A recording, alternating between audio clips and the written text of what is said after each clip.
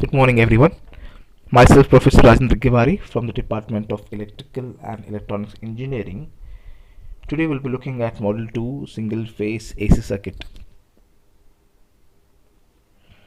Contents covered in the previous lecture are derivation on pure resistance, pure inductance, pure capacitance, derivation on RL series circuit, RC series circuit, RLC series circuit, problems based on RL series, RC series and RC series circuit has been covered, and relevant derivation and the notes have been sent to you people through PDF. Let's start with the next topic. AC parallel circuit. So AC parallel circuit. So the method for solving an AC parallel circuit is done by J method. Here in J method, we need to understand the operation of rectangular form and polar form, and also we need to know how we can convert that rectangular form to polar form and back polar form to rectangular form, which is very important for solving an AC parallel circuit problem. Again, a problem will be surely asked on AC parallel circuits, which is very important. Let's start. Rectangular form. Rectangular form is represented by A plus or minus JB, where A represents the real component and the B represents the imaginary component. Here only addition and subtraction operation can be performed. Example, if A is 4 plus J8 and B is minus 8 minus J6, then if we want to add A plus B, only the real terms gets added and get answer as minus 4, and the imaginary terms are getting subtracted. So it is plus J8 minus J6, which you're getting J2. Similarly, you can go with A minus B. So your only concept is that in rectangular form, only addition and subtraction operation can be performed, and it is represented by A plus minus JB. Polar form. Polar form is represented by R at an angle phi, where R represents the polar magnitude and the phi represents the polar angle. Here only multiplication and division operation can be performed. For multiplication, if R1 at an angle phi 1 and R2 at angle phi 2, then multiply the polar magnitudes R1 into R2 and the angles are going to get added.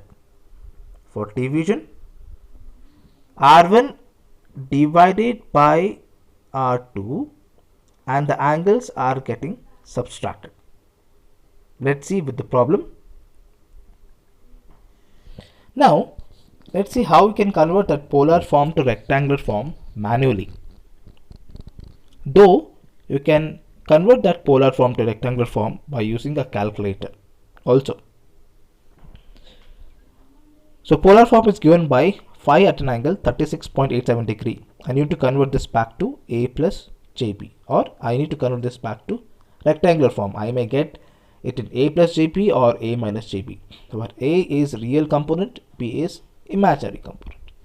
Now to find the real component, that is A, you need to multiply the polar magnitude by cosine of the angle. You can see here, as I have taken example as phi at an angle 36.87. Now to find R, 5 is multiplied by cos of 36.87 and you are getting answer as 3.99, which is round off to 4. Now to find the imaginary component, you need to multiply the polar magnitude by the sine of the angle. Now see here, to find I, 5 is multiplied by sine of 36.87 and the answer is 3. Therefore the total rectangular form is 4 plus J3. You have taken polar form as 5 at an angle 36.87 and you are getting that polar form to rectangular form answer as 4 plus J3. Similarly, how can we convert that rectangular form to polar form? So the rectangular form what we have got in the we have got the answer in the previous slide is 4 plus J3. Now we need to convert that back to polar form, R at an angle phi, where R represents the polar magnitude, phi represents the polar angle. So in order to find the polar magnitude, we can get the answer by Pythagoras theorem, say. And to find the polar angle, we will be taking tan inverse of imaginary divided by the real term. So A is real and B is imaginary. 4 plus J3.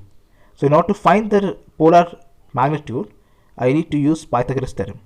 So it is square root of real component square minus imaginary component square, r square plus I square. So 4 square plus 3 square, square root of that.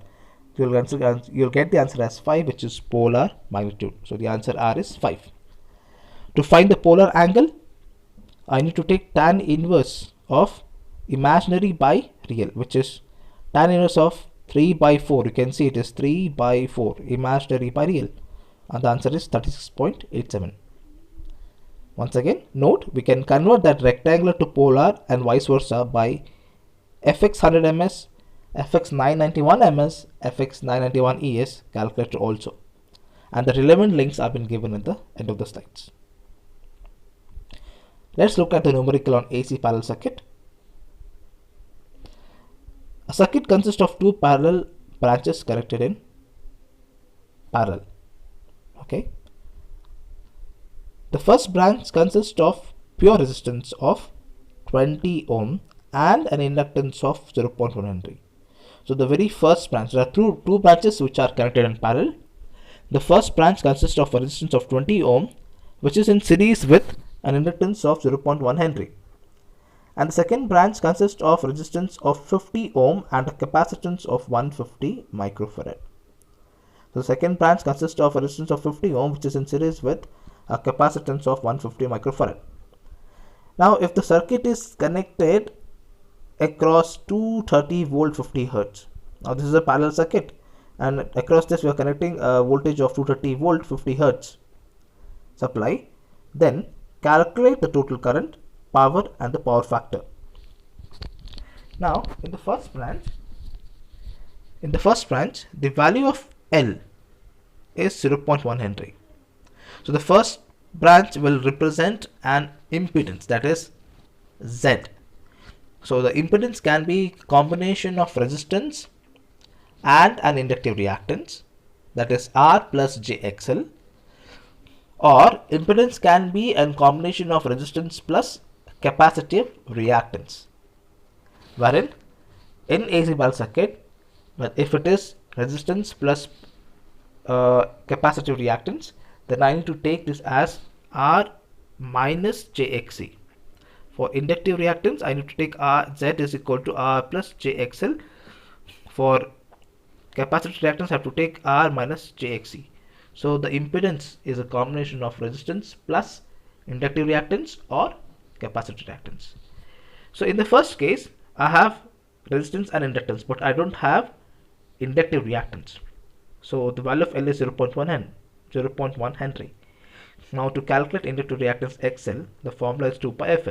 Substitute the value of frequency and L, you will get the answer as 31.41 ohm, which is a simple calculation which you have seen in RL series and as well as RC series also. Now in order to calculate, second branch consists of capacitance, not capacitive reactance. So the value of capacitance is 150 microfarad. It means it is 150 into 10 raised to minus 6. So Xc is what? 1 by 2 pi Fc. Substitute the value and you will get the answer as 21.22 ohm. I think you have got. Therefore, your first branch Z1 is an impedance which is having a combination of resistance and inductive reactance now. Therefore, Z1 becomes 20 plus J of 0.1 Henry. Look at this. Whenever there is a combination of inductance, inductive reactance, you need to take plus. So 20 plus 31.41 J of 31.41 ohm.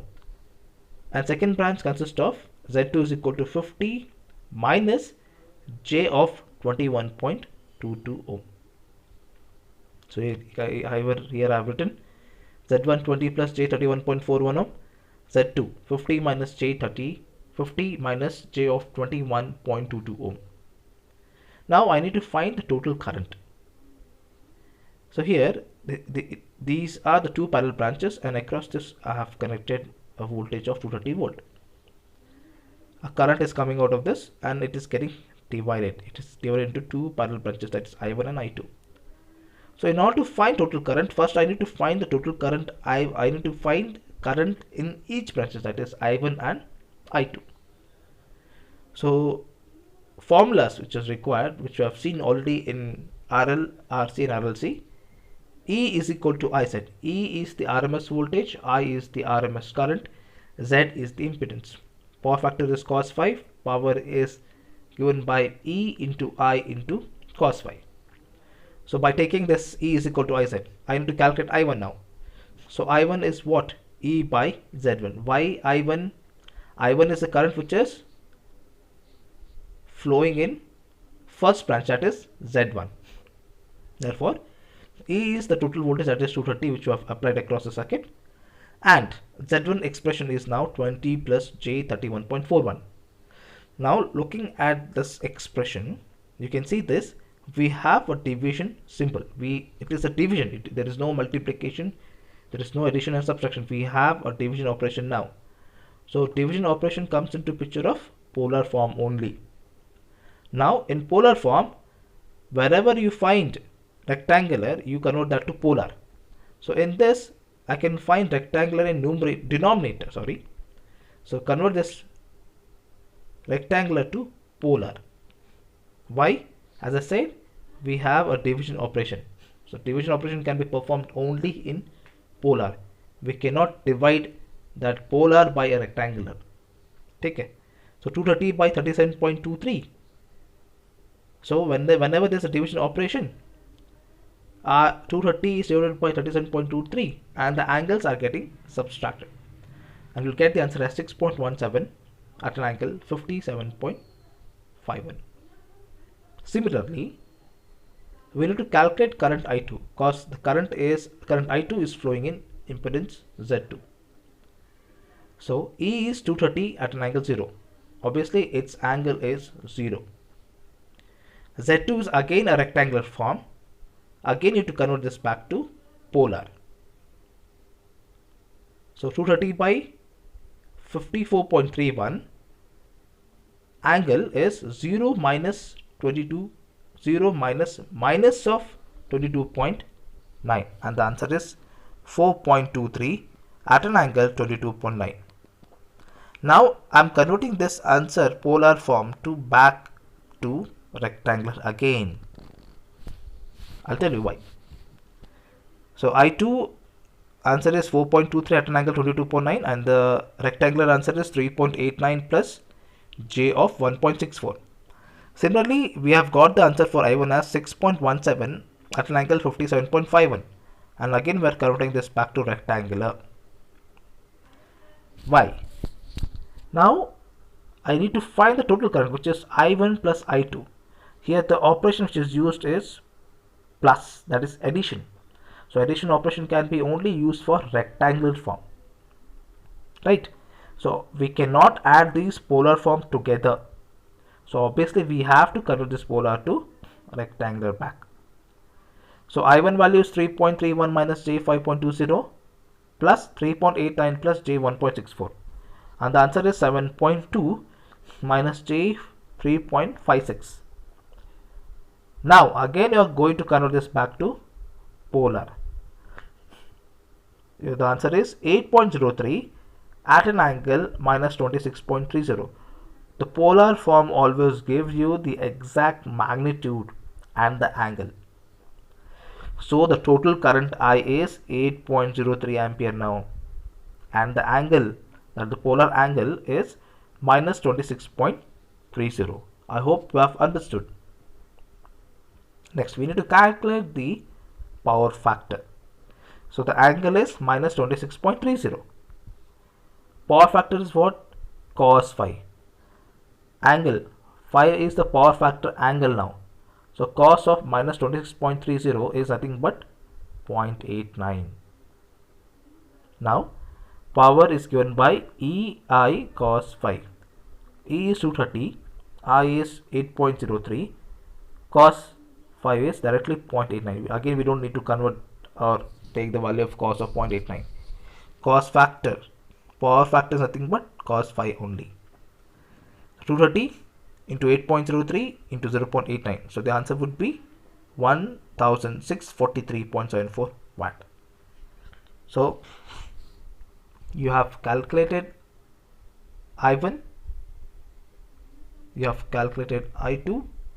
Adding these to I, you have got answer as 8.03, which is your total current. You have got the power factor, you have got the total power.